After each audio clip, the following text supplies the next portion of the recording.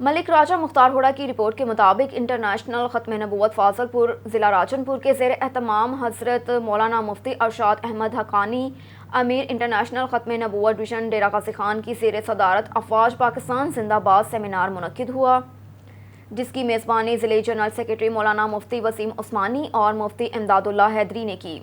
مہمان خصوصی سفیر امن کاری محمود احمد قاسمی، مولانا عبدالصمد درخواستی، مولانا سید عبدالرحمن شاہ، حضرت مولانا مفتی ارشاد احمد حقانی نے خطاب کرتے ہوئے کہا کہ افواج پاکستان کی سرزمین اور ہمارے گھروں کی محافظ ہے، ہمارے ماتھے کا جھومر ہے۔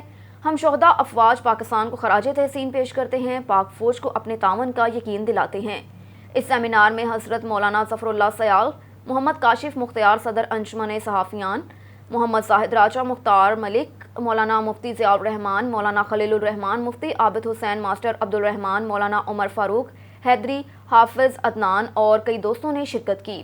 آخر میں قاسمی نے ملک کی سلامتی کے لیے دعا بھی کروائی۔ الرحمن الرحیم، آج انٹرنیشنل ختم نبوت موومنٹ فاضل پور ضلع راجن پور کے زیر اہتمام منو سلوا ہوٹل پر پاک فوج اور استحکام پاکستان کے عنوان سے سیمینار منعقد کیا گیا۔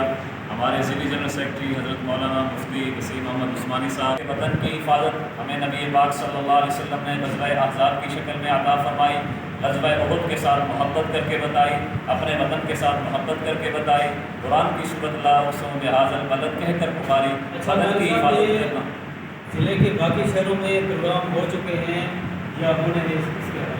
الحمدللہ ضلع راجن پور میں 10 پروگرام ہو چکے ہیں، اور آئندہ بھی ہمارا ارادہ ہے کہ فاضل پور میں اور اسی طرح محمد پور، جان پور، تحصیل رجحان سب جگہوں پر پروگرام کریں اور آگاہی شروع کریں۔